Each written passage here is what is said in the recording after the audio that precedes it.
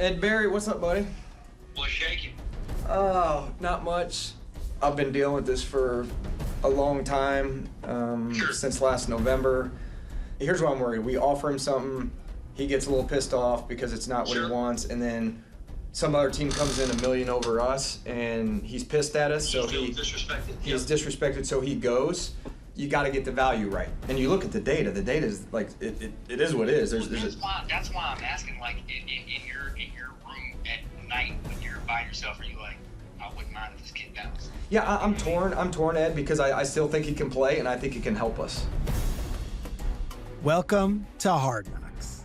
I am your host, Peter Schrager, and we are now 2 episodes into this show, and I'm telling you, I am loving everything this season is giving us. Today, we're going to go deep and break down episode 2, and we'll chat with Giants head coach Brian Daboll, who plays a starring role.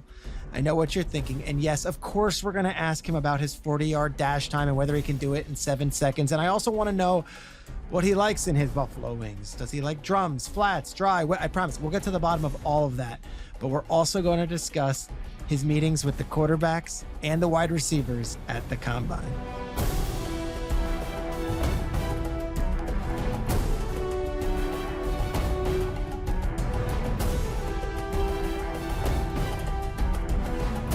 It's episode 2, and it all starts with a big holy cow from Joe Schoen. And he keeps muttering this number, 255.4, 255.4. What's the number? What is that? Well, it's the 2024 salary cap number, and it's about $15 more million than what GM Joe Schoen had expected to be able to spend since we last saw him in episode 1. Did you see that new cap number? 255. I just showed Curtis. Yeah, 255, 400. That's huge. So that gives us what, like 35? Just relax. Chris Rossetti, his lieutenant, inserts his immediate thoughts, and it turns to number 26, Saquon Barkley. 26 probably thinks he's getting his Jonathan Taylor now. Jonathan Taylor, that's a running back for the Indianapolis Colts. And last October, he signed a new deal, and he makes roughly $14 million a year. Is that going to be Saquon's number? Can it be with the Giants? Is there even a chance? Well, we know how the story ends, but this is why we're watching Hard Knocks. How does it get to that point? How does Saquon Barkley, one of the great Giants of his era and the face of this generation with this franchise, end up on the hated Philadelphia Eagles?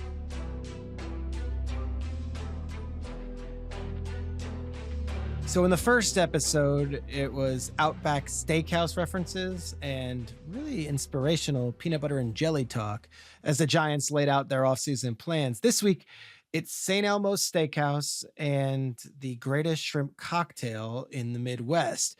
It's Combine Week, and the front office of the New York Giants get together and they lay out their scouting reports on all the top talent entering the draft as they settle into Indianapolis for what is affectionately known as the Underwear Olympics. And we see Schoen speaking to the press at the Combine. It's something we see every year and every GM does, but we never get the behind the scenes on how we get to that point. How's everybody doing? Always good to be back in the great state of Indiana here at the Combine. It's always fun for me to come back where I'm from. And so everybody sees that part at home, but Hard Knocks takes us 2 hours earlier, and we get to see Joe Schoen cramming for his press conference like it's finals week alongside Giants Senior Director of Football Communications, Dion Dargan. It's a prep session, and Schoen is open to coaching from the professionals. People will try to interpret body language as well, especially like the Saquon and QB stuff. How did he look when he said it? Like sometimes I get on Twitter and I see like these breakdowns of your body language. It's like, really? Yeah, he like. That's why you should stay off Twitter. Then it's showtime. The blitz of questions from the biggest media market in the world come in, and they're coming in hot. And Schoen has to step to the microphone and answer questions about all those uncomfortable topics, including Saquon Barkley's contract. With Saquon, I'm just wondering if the franchise tag being off the table. I wouldn't say the franchise tag's off the table. No, I mean, it's, I think the new number, if we were going to franchise somebody for the first time at that position, is like 11.9, and his number's not much more than that. So salary cap changes, you're your philosophy and how you're going to attack things. So that's not off the table. Fans know that general managers and front office personnel are studying up for the combine and the draft, but we don't really think about all the other stuff that goes into representing a football team during this crucial free agency and draft period. Messaging is everything. Hard Knocks tells us it's the first time Joe Schoen is speaking with the media since the previous season ended. So all that work, it ends up in a 15-minute press conference, but I'll tell you what, there's a lot of prep that went into that.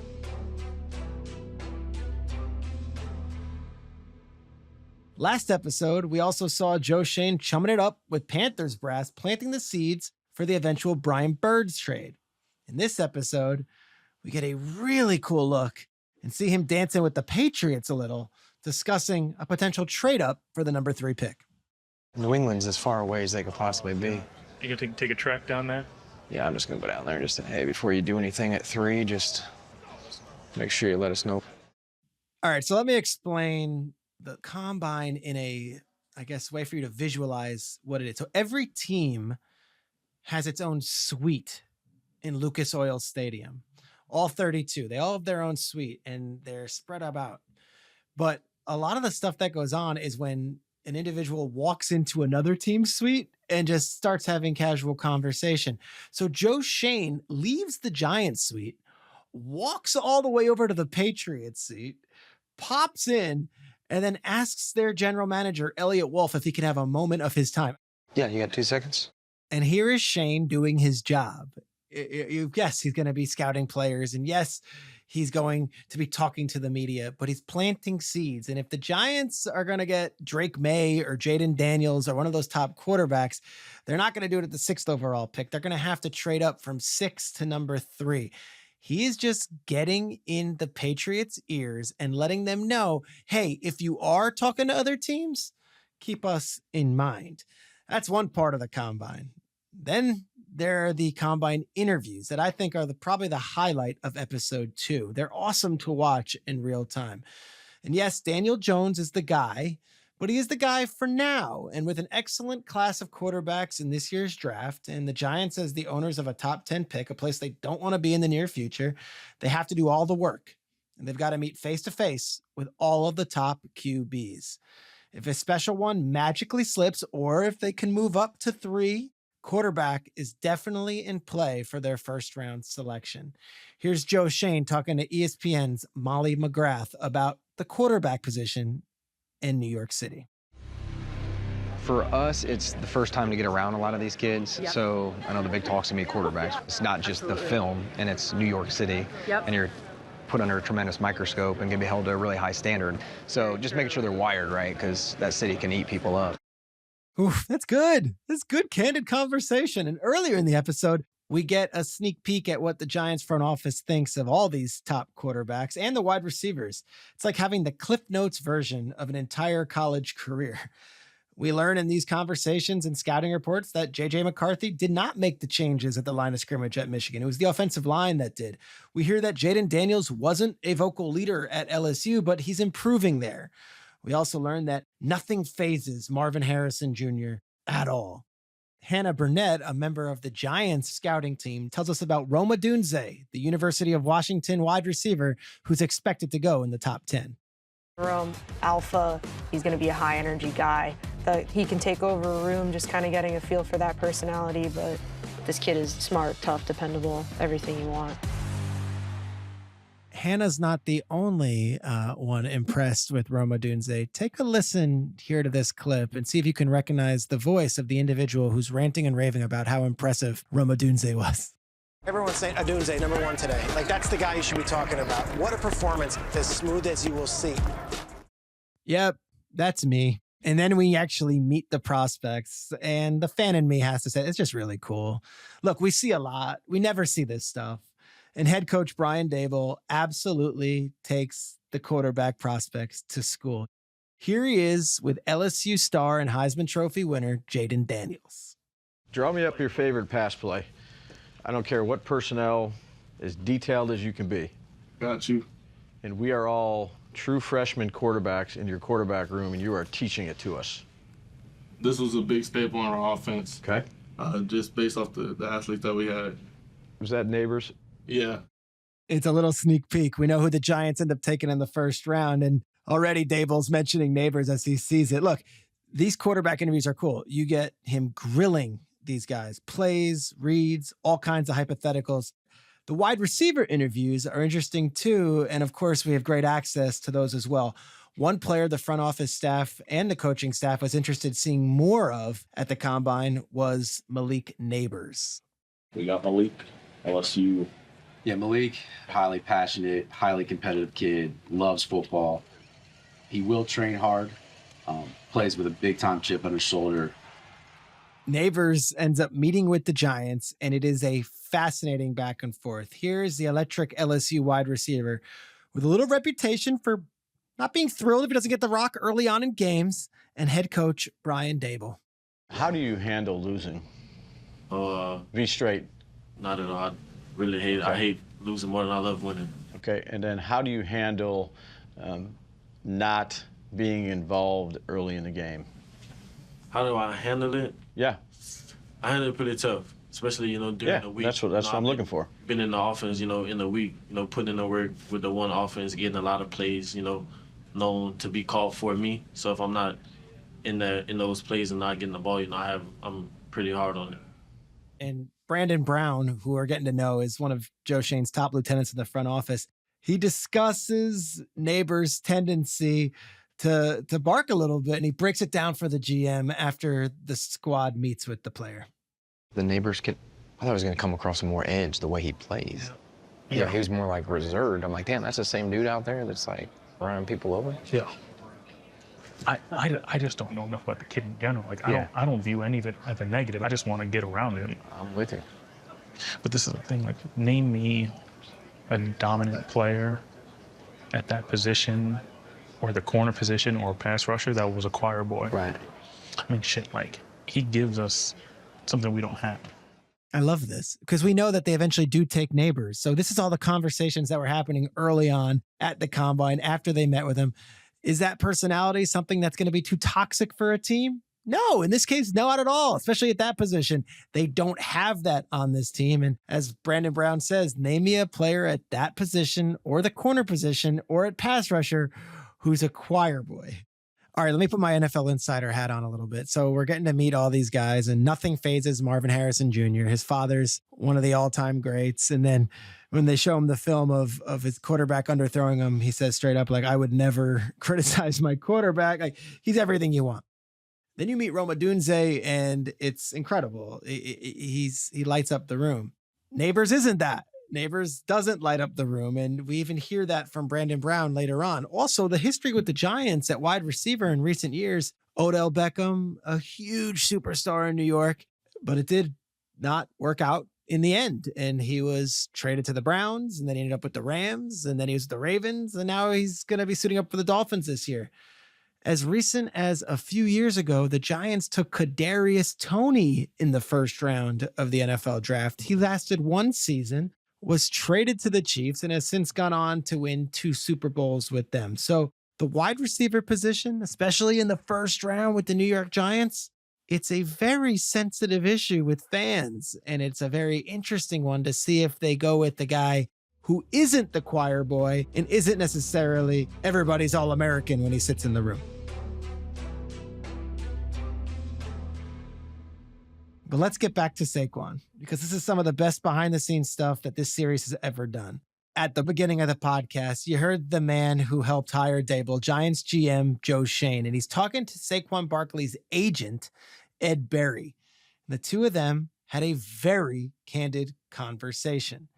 We go back to March 5th of this year, 8 days before NFL free agency, and we see Schoen settling in to talk to Berry, and despite wearing a hoodie and sweats, he doesn't look so comfortable. You can just see how the whole Saquon saga is draining him.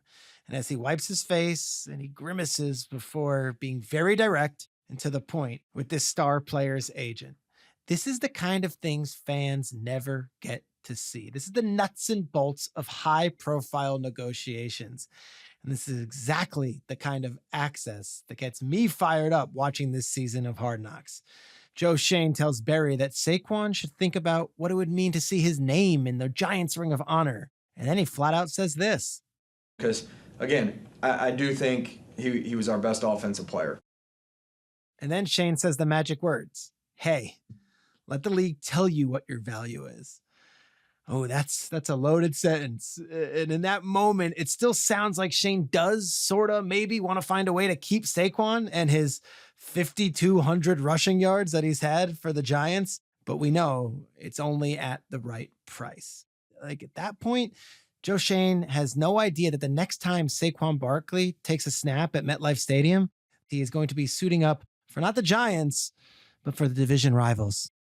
I didn't want to come in at a number because I really don't have a great idea where the market is. That's why I'm going to let the league tell him what it is. And hey, if you want to come back and be a Giant, let's try to find something that makes sense. Like we're close, then let's have a conversation. That's the appetizer, and then there's the entree, the actual conversation with Saquon. It's raw and unfiltered. Here's Joe Schoen and the Giants' former number 2 overall pick. Hello? Saquon. Yeah, what's up? You doing all right? Yeah, I'm chilling. Just chilling with the fam. And I think just mulling over this, the right thing to do is let you test the market and see what your value is. If you really want to be a Giant for life and you're interested in staying here and coming back, just see what your market is and then have Ed come back to us and we'll see if we can come to an agreement. All right, I appreciate that. Does that sound good? Yeah. Can you give me your word on that, or you're not going to give us a chance? There's a lot of past tense there, what the organization thinks of you and what you've done. And I don't know. He's like, can I get your word on that? Saquon's like, what? We don't have that access to the team that doesn't re-sign the player. When things go great, of course, the teams release all the stuff. But this is so interesting and unique. And that's how the episode ends. Saquon on a ledge, like, go figure out what you're worth and then do us the honor of coming back to us. Really interesting stuff. That's how it ends. And Hard Knocks episode 2. Oh, baby. Head coach Brian Daboll is in his 3rd season with the New York Giants. He's a focal point of episode 2, but he's also following the head coach of a franchise with had names before him like Bill Parcells and Tom Coughlin. His expertise working with quarterbacks is obvious from his decorated resume and was evident in the interview room at the Combine, questioning potential draft choices with a certain pattern of questions and intensity we have not seen on Hard Knocks before. So Coach Daboll is so cool to give us some time while he is off. I'm sure he's preparing for week 1, but he is off from training camps, mini camps, and the rest. And he's joining us today to talk about Hard Knocks episode 2. What's up, Coach? How you doing, Peter? Thanks for having me. I'm doing great. I want to get right into this. Let's settle this. Listen to this clip and tell me if you really think you can run a 40 under 7 seconds. Could I run a 7 right now? And you can put. I guarantee you I could run a 7:40. I would like to see you guys. No way. No way. If you put a fucking plate full of wings on the other end, I'm doing that shit.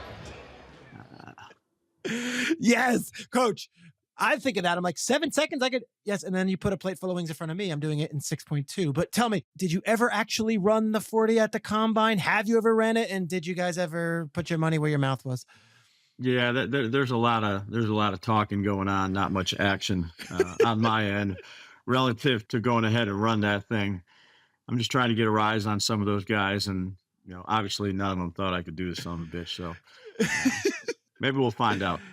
There's so much idle time, I'm sure, while you're in that suite. Now, look, we're watching, but I've been on the broadcast at the Combine. A lot of it is sitting around and waiting. That's the kind of banter that goes on, right? Yeah, I've been at it a long time. I know some of the guys in our room have been, and just something to pass the time in between either runs or workouts. A lot of friendly banter going back and forth. Let's talk wings real quick. I'm not picky with any of them. It's something my grandfather used to pound those things pretty good. My family loves them. I particularly like them. So got a lot of good places to go when you're out there in Buffalo to get some. Hard Knocks. This has to be something that some teams say, okay, I guess, what are we doing? But in this one where it's off-season focused, it's a lot of you and Joe Schoen. It's a lot of you and the rest of the front office. What was your reaction and how did you see it as we're now wrapped from all the filming? Yeah, I'd say, A lot of it is going to be focused on, Joe and his staff, and a lot of decisions, conversations that his staff has. There was probably less on the coaching side of it. Still had plenty of discussions. They were there for quite some time, but I would say it was more on the scouting side of it than the coaching side of it, which was fine by me. Yeah, we had John Mara on last week, and there was a really revealing scene in the first episode of him talking about Saquon and stuff. And when we asked him that, he's like, midway through it, I realized that this might all be in Hard Knocks. Like, is there a moment in this thing where, or you remember when you guys were doing stuff during the offseason, you're like, wait, there's a camera in here? Like, you didn't even think about it? No, because, from where Joe's office is to my office is, there was a camera right in the hallway. There was cameras all along the scouting area, and then the draft room and some certain other areas. But, it was always there. And sometimes you do forget, because they're there every single day.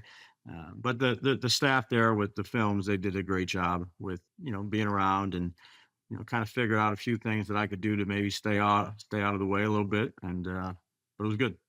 All right, so we've seen Hard Knocks for years. We've seen all sorts of all access stuff from the comment. Like, I thought it was so cool seeing you guys talk with McCarthy, talk with Jaden Daniels, talk with Drake May, and talk with Caleb Williams. There was a really cool scene with Jaden where you go through offense, you start mixing up all the different verbiage, but then you ask him a question. I'm going to play this clip. Say that we draft you, you come up to New York, it's a pretty big market, right? And you play the first 3 games, and they're pretty rough, and you're getting hammered in the press. How are you going to handle that? Who are you going to go to? Who do you talk with? Well, for me, I'll just say I played in Death Valley, so I feel like I'm prepared for anything. But I talk to my family, obviously. That's a big piece for me, is my family. I talk to Time out. Give me that play call again that I taught you. Gun Charlie Wright, 64, House, FN. Or XN. Okay, good. You only have 15 minutes with these guys at the Combine. Is the goal to get to know them as guys, the goal to see them on the board, or is the goal to see how they handle these curveballs? Yeah, I would say, the quarterback's just a little bit different. We obviously spent a lot of time with all the, call it the top quarterbacks this year. And we've done that in the past at different spots. Did it at, Miami when Cam was coming out. Obviously did it at Buffalo when Josh was coming out. And it's a pretty extensive evaluation. This is really just the introductory part of it. So, you kind of go through with the scouts, the area scouts, some of the things that they wrote up on a player or questions that they might have. And every one of them was a little bit different, but I just want to see them interact, how they can handle things on the fly. And I'd say they all did a great job. Jaden was fantastic. It was fantastic throughout the whole process. And obviously you see there, he's in the middle of a conversation and just try to throw him a little bit of a curveball to see what he retains. And did a great job. There's this cool scene in episode 2 where, like, the scouts give you the Cliff Notes version of, like, here's Jaden Daniels, here's Caleb Williams, here's JJ McCarthy. JJ McCarthy actually doesn't call out protections. The offensive line does. You guys had to have done a ton of work, and then you get it boiled down. When you go into those 15 minutes, do you have a game plan for each different quarterback, how you're going to approach it? Or is it kind of boilerplate with how you handle those? Yeah, no, I'd say you value, the information that you get from the area scouts, the national scouts that go through, a little Cliff Note version, because, as a coaching staff, you're just coming off of a season and you're very far behind in terms of your work. So you use some of their information and you try to develop a game plan for each specific, not just the quarterbacks in those 15 minutes, but, maybe the linebacker or receiver. You kind of read the bio, you read some of the things that the scouts may have question marks on, and you try to tailor it to that individual player. You referenced Favre with one of the quarterbacks this week. And then in the first episode, they go through sort of your career with Josh Allen, but of course with Tua and Hurts at the college level. The quarterback position has to have a special place in your heart. And obviously you're one of the best in the game, if not the best in the game, in finding and getting the best out of these guys. To meet with them as college prospects, like, is that a part that you actually really enjoy as well, to see them coming in their rawest form post-college? Yeah, absolutely. First of all, there's a hell of a lot of good coaches out there, plenty in our league that have done a great job with all these guys. So appreciate the kind words, but don't think of it like that. We try to do the best job we can. Have had an opportunity to be around a lot of really good ones. And then, the scouting process in and of itself for college quarterbacks that are entering the NFL. You see the hit rates, on these draft prospects. Look at it the last 10 years. There's been some drafts where everybody, hit. There's been some drafts where not a lot of guys hit. So it's definitely an inexact science, but we put a lot of time into it, Peter. We exhausted every resource we could. We met with them on the 30 visits. We met with them on the 15. We went there and worked the guys out. We spent extra time with them. We took them to dinner, and everybody does it a different way. We just felt, that's the way that, that worked for us. And I was impressed with all the young men that we met with and talked to. And I'm certainly, think that they'll all have great careers, but, it's a long process. It's one that I definitely enjoy. Yeah. All right.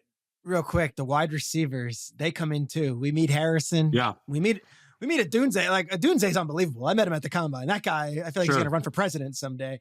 And then we meet Neighbors, who's great. When you go into the wide receiver, it's different than the quarterback, right? With what you're quizzing them on and how you're trying to get to know them. Yeah. It's a different position. They still have to learn their things to go out there and execute and learn multiple positions. It's different than, the quarterbacks where you're giving them a play call. They have to go ahead and make identifications. They have to redirect things. They have to hold the line. There's a lot of things that go into playing quarterback. So we have our process for the receivers, and, you try to fine tune that process each year. And Coach Groves has done a great job since he's been with us of kind of tweaking things as we go. And then you're, able to compare apples to apples. You have call it a 3-year study of, hey, this guy kind of reminded me of him 2 years ago with how he did it, whether it's on a test, whether it's on a board, whether it's in a meeting room. And again, all three of those guys were very, very impressive. Leak and Marvin and Rome. We were very happy to add Leak to our football team. Yeah, and we're in July now, so I understand if it's now he's just a rookie and he's got to get through it. But there's a moment in that second episode where you're like to Joe Schoen, like, have you watched Neighbors? Like, have you seen Neighbors? Like, I'm watching Neighbors. Like, you guys definitely had you had your eye on him early, and there's something that stood out. Yeah, it was interesting. Again, you're far behind in terms of looking at players, so you can only watch so many players. You take your computer with you, you throw on their tape, and I remember I was in the hotel room at Indy and just kind of started watching these guys and was watching Leak's tape.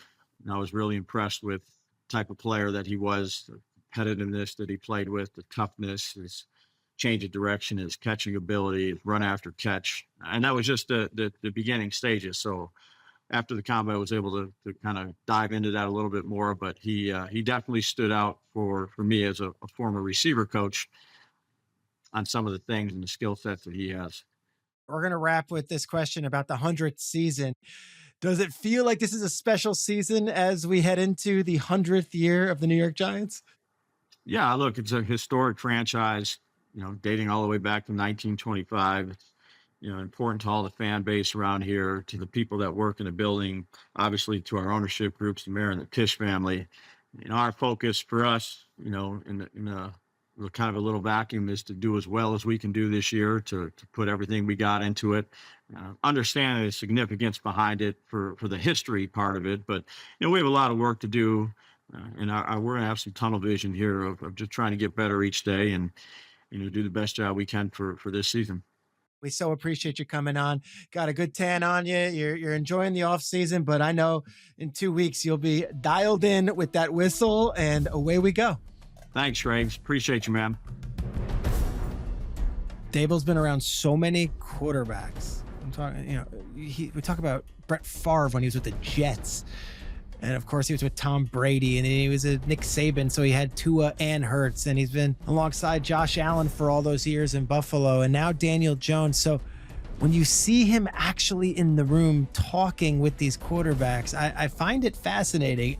They end up not taking a quarterback in the first round. They go with Neighbors, and you hear his excitement both on the show and in his conversation with us for the guy that they're calling Leak.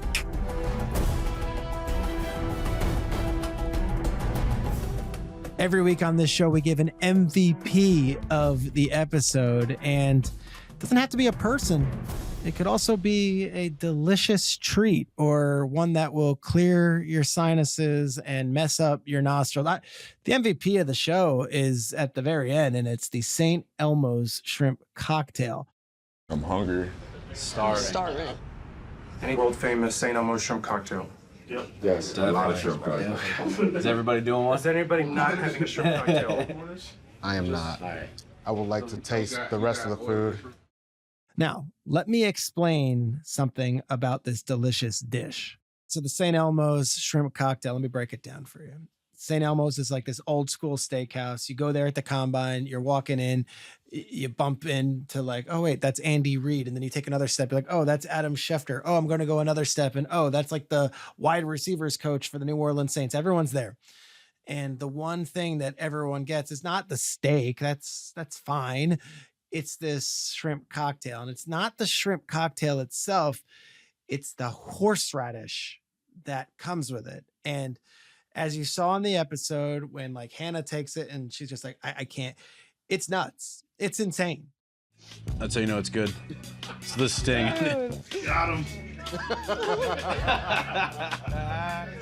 I'm not crying, you're crying. It burns so good. I love it.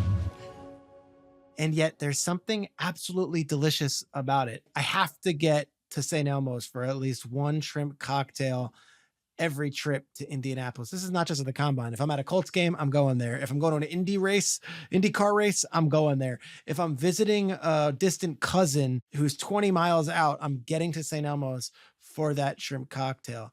Now, since then, there are a lot of different steakhouses in Indianapolis who have been sprouting out, who might have a little different selection of shrimp cocktail sauces.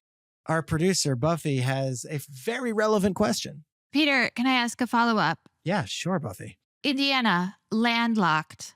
Not necessarily the place you'd think, oh, fresh shrimp. Is that why they have to use all the horseradish?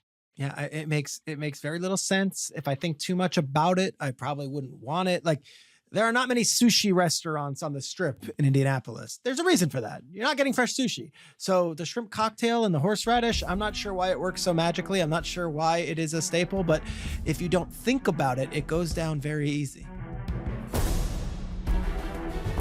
That's it for this episode of the Hard Knocks podcast. I'm not going to spoil who our guest is for next week, but let's just say there's a good chance you'll be hearing from a prominent member of the Giants front office who may or may not be heavily featured on the show.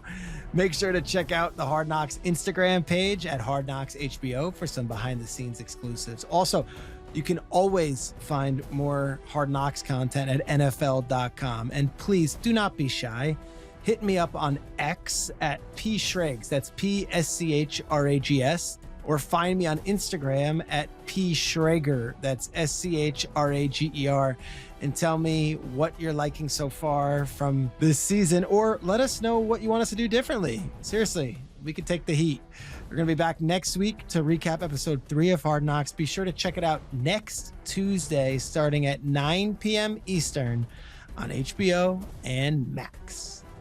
Hard Knocks Podcast is a production of HBO and NFL Films in partnership with Pod People. It is hosted by me, Peter Schrager, and produced by Buffy Gorilla, Tony Mantilla, Brian Rivers, Sam Gobauer, and Carter Wogan. Special thanks to Michael Gluckstad and Savon Slater from the HBO podcast team, and of course, Ken Rogers at NFL Films. Thanks for listening, everybody.